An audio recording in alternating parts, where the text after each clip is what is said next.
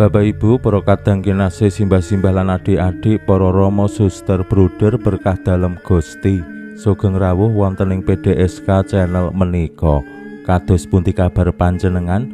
Mugi-mugi bagas kasarasan kesehatan kawilujengan tansah mengku kula panjenengan sami anggenipun kelampahi gesang ing dinten menika, lan mugi-mugi lumantar panglimbang basa Jawi waosan Injil kula panjenengan sansaya saged nggayuh iman kapitadosan ingkang leres lan mantep. Langkung-langkung anggenipun kula panjenengan bangun paguyuban komunitas ingkang bekja rahayu, komunitas ingkang bahagia. Wonten ing gesang sesarengan kula panjenengan temtu kadang kala ngalami suka bingah ninggih abot rekaos anggenipun kelampahi gesang.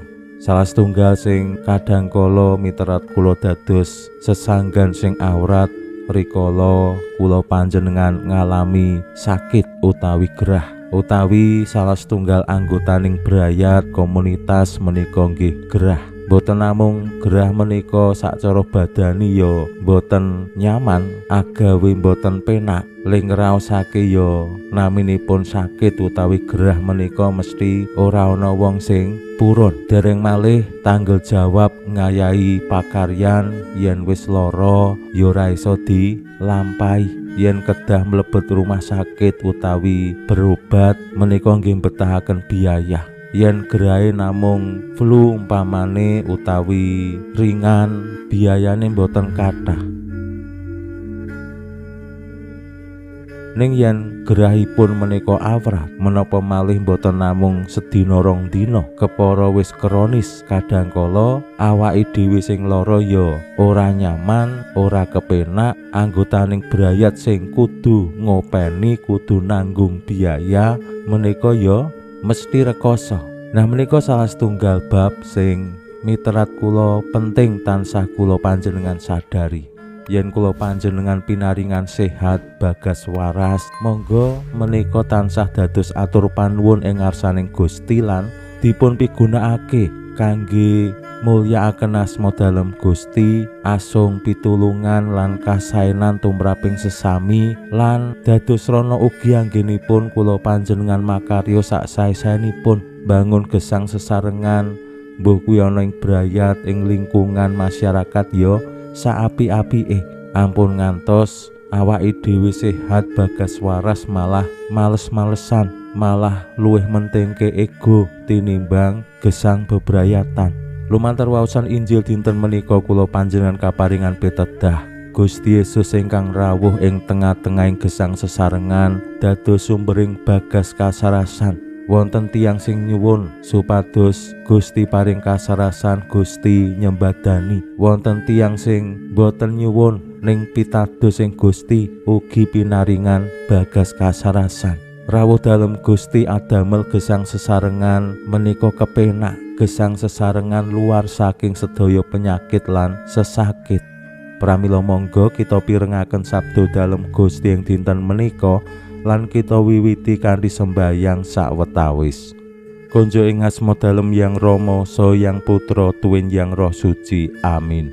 Suawi sami munjuk Gusti Yesus sabda dalem Yang Rama ingkang sampun manjalma, mugi karsa ngandika dhateng kawula wonten ing asepen ing telenging manah kawula. KBKO kegiatan lan panglipur ingkang manjing ing sabda dalem kapenuwana kawula mawi ro ing kawicaksanan dalem. Mugi-mugi srana anggen kawula maos lan mirengaken sabda dalem, kawula sansaya nunggil ing sampeyan dalem. Amin. Waosan Injil kapetik saking Injil Matius bab 9 ayat 18 ngantos dumugi 26. Nalika Gusti Yesus lagi ngandika marang wong akeh, ana penatus sing sowan sujud ana ing ngarsane lan matur, Anak kula estri nembe kemawon tilar. Monggo kula aturi rawuh numpangi asta supados gesang malih. Gusti Yesus nuli jumeneng lan terus tindak didherekake wong mau lan para murid. Dumadakan ana wanita sing wis 12 taun lara ngrajak getih sing nyedhak lan gepok pucuking singep dalem awit pangunandikane, yen aku bisa gepok pucuking singebe mesti bisa mari. Nanging Gusti Yesus banjur tumoleh lan bareng priksa wong mau banjur ngandika, sing gedhe atimu angger, pengandelmu sing gawe warasmu. Lan wiwit nalika samono wong mau waras. Bareng Gusti rawuh ing omahe penatus mau lan priksa para tukang suling lan sing padha layat karo nangis-nangis banjur ngandika, padha sumingkira awit bocah iki ora mati mung turu. Nanging Gusti malah digeguyu. Sawise wong-wong diwetokake, Gusti nuli nyelak ngasta tangane bocah mau lan bocahe banjur menyat.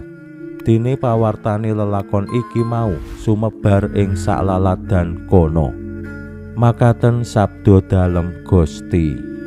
Suawi sami munjuk, Gusti kawula munjuk sembah nuwun karana sabda dalem.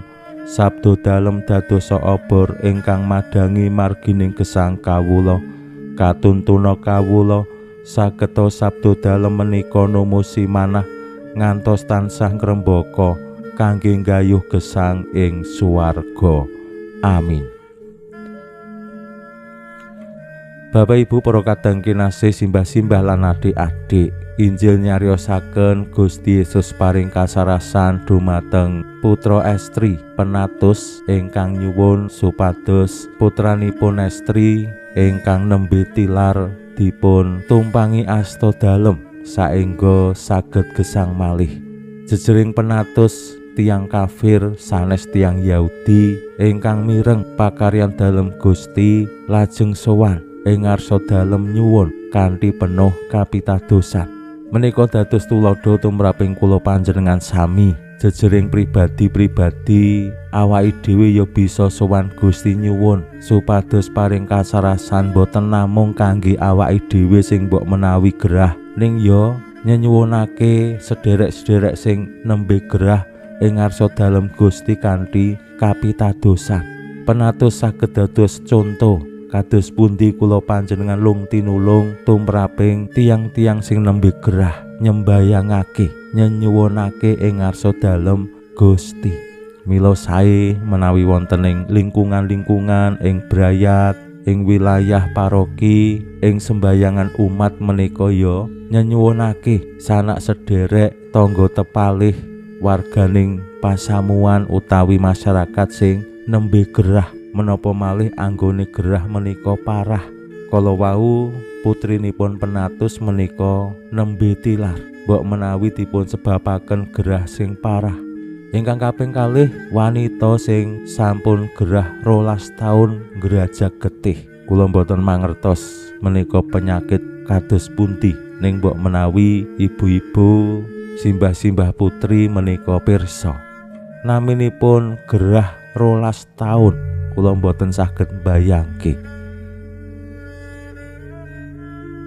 Mbok gerahe kuwi ora parah ning 12 taun ya tetep rekoso.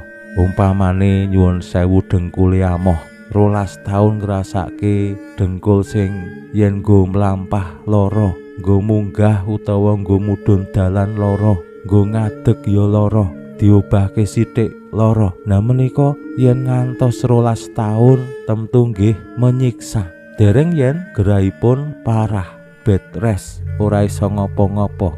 Sing rekoso ora mung sing lara ning ya sing ngrawat. Ora mung sing ngrawat ning ya sing kudu nanggung biayane. Wanita sing pitados namung gepok pucuking singebe menika agawe waras. Kapitadosan menika sing jalari nuwuhake kekuatan lan mbikak korining nugroho ingkang dipun cawisaken Gusti tumraping tiang-tiang sing pitados. Mila Gusti Yesus kala wau lajeng ngendika, sing gedhe atimu angger, pengandelmu sing gawe warasmu.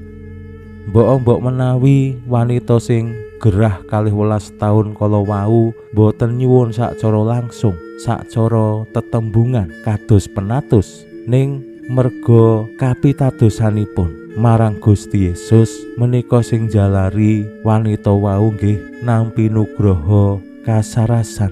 Mila kula panjenengan sami rikala gerah menapa dene nyuwunake kasarasan dumateng tiang-tiang sing gerah ing ngarsa dalem Gusti nggih kedah linandesan manah sing ageng, pengajeng-ajeng sing gedhe sarta iman kapitadosan sing teguh.